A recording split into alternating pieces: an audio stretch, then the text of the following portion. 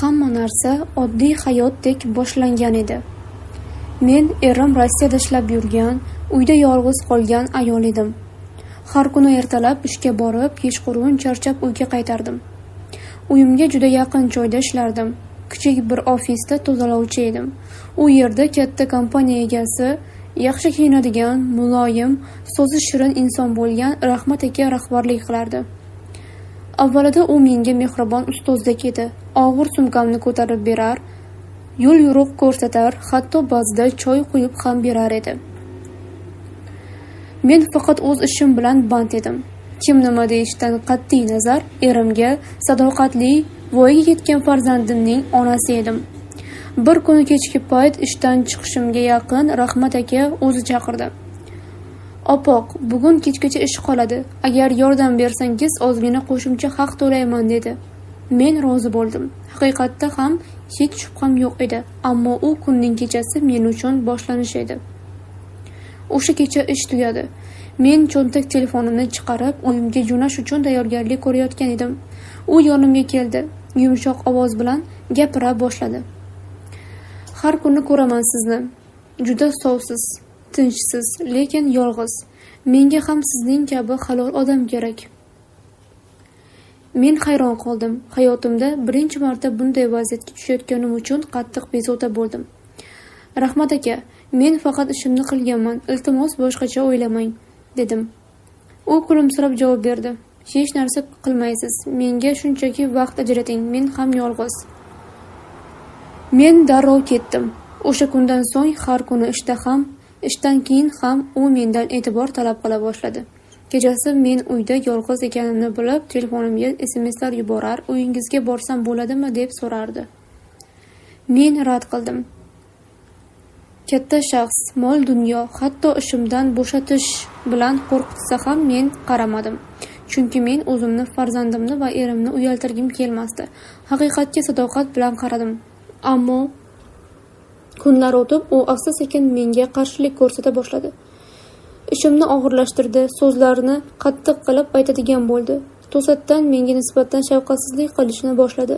Ba'zi kunlari ichib kelib, ofisda yuqoridan buyruq berib, "Tuzuk ishlamayapsiz" deb tiyishardi.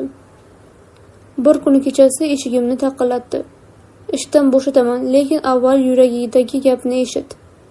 Men sizni sevib qoldim. Mendan yuz o'girmang. Bir kecha bo'lsa ham men bilan bo'lsangiz, hayotingizni o'zgartirib beraman. Eringiz yo'q-ku." Qo'lim titradi, yuragim tug'yonda. Men eshikni yopdim, u ketdi. Lekin keyin hayotim og'irlashdi. Ishimdan bo'shatishdi. Haqoratlar, tuhmatlar, hatto mahallada men haqimda yolg'on gaplar tarqaldi. Bir necha hafta qiyinchilikda yashadim. Odamlar bo'lib o'tganini turlicha talqin qildi. Lekin men xafago'y bo'lmadim. Sabrim, vijdonim va ayolligim bilan kurashdim. Vaqt o'tib, haqiqat chiqdi. Yana bir ishga joylashdim. Odamlar haqiqiy yuzini angladi. Bugun hamon o'sha sinovlarni eslasam ko'zimga yosh keladi, ammo bir narsani unutmayman. Men hech narsaga yo'l qo'ymadim. Bu mening yutug'im. Erkaklar xoh ishda, xoh mahallada, xoh o'z uyida bo'lsin, agar qalbing toza bo'lsa, ularga to'g'ri javob berish kerak. Men ayolman, lekin ojiz emasman. Shunday qilib ishdan ketganimdan keyin hayotim biroz og'irlashdi. Ijara uyimni to'lashga qiynaldim. Farzandimga oziq-ovqat olish, kiyim-kechak olish oson emasdi. Erimga hech narsa aytmadim, chunki u ham u yoqda qiynalib yurganini bilardim.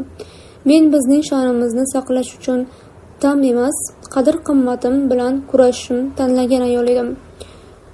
Kunlardan bir kun telefonda nozik ovoz eshitildi. "Opoq, bu Gulchehra. Bizda ishchi kerak. Sizni maqtashdi. Rozi bo'lasizmi?" Bu men avval ishlagan ofisda ishlagan hisobchi ayol edi. U ham Rahmat akaning gap so'zlaridan bezor bo'lib, boshqa kompaniyaga o'tgan edi. U meni yomon ko'rmasdi. Menga halol ish bo'lsa roziman dedim. Bir hafta o'tmay men yangi ofisda ish boshladim. U yerda muhit juda toza, insonlar juda oddiy va samimiy edilar. Men uchun bu jonbaxsh havodek edi. Endi hech kim meni tugmachani bosib chaqirmasdi. Hech kim noqulay ko'zlar bilan qaramasdi. Lekin Rahmat aka tinmadi. U men haqimda yolg'on gaplar tarqatishni boshladi. U men bilan bo'lmoqchi edi, men rad qildim degan mazmunda so'zlar ayta boshladi. Ba'zi insonlar ishondi, ba'zilari yo'q, lekin men o'ziga ishongan holda yana sukutni tanladim. Bir kecha mening uyim oldida bir mashina to'xtadi. Qo'rqib eshikdan qarasam, u edi. "Opoq, men sizni sevaman. Yo'q deganingiz meni ahmoqlikka boshladi. Har kecha uyingiz oldida to'xtab o'tiraman. Iltimos, bitta bor tinglang." Men chiday olmadim. Unga qarab qattiq ovozda aytdim: "Sizga bir kecha kerak, menga esa farzandim uchun pok yuz, kelajak, tinchlik kerak. Men oilasi bor ayolman. Men odamlar oldida emas, Alloh oldida yuzim tik bo'lishini xohlayman." U jim qoldi. Bir muddat nima derini bilmadi. Keyin boshini past solib mashinasiga o'tirib ketdi. O'sha kundan keyin meni bezovta qilmadi. Oradan bir yil o'tdi. Erim qaytdi. U qaytganda mening qiyofamda o'zgarish ko'rdi. Charchoq, og'riq, lekin ko'zlarimda nur bor edi. U hayron bo'ldi. Men unga hech narsa aytmadim. Faqat bir gapni dedim. Men sizni, o'zimni va farzandlarimizni himoya qildim. Hech kim menga tegmadi, chunki men yo'l qo'ymadim. Erim ko'zimga qarab: "Sen mening iftixorim ekansan" dedi. Bugun men uyimda, farzandim bag'rida tinch hayot kechirmoqdaman. Ishlayman, obro'liman. O'sha qiyin kunlar ortda qoldi. Qalbimda og'riqlar bor, lekin u meni kuchli qildi. Hayotda har bir ayol yo'l ikkilanishda qoladi. Bir tarafda oson pul, muvaffaqiyat, lekin poklikni yo'qotish xavfi bo'lsa, ikkinchi tarafda qattiq sabr, lekin vijdon tozaligi bor. Men ikkinchisini tanladim va afsuslanmayman. Xulosa, bu hikoya ko'p ayollar hayotida bo'ladi. Hayotimizda sinovlar, vasvasalar bo'ladi, lekin vijdonni sotmaslik bu eng katta jasorat. Shu yo'lda turgan barcha ayollarga bu hikoya kuch va ilhom bersin.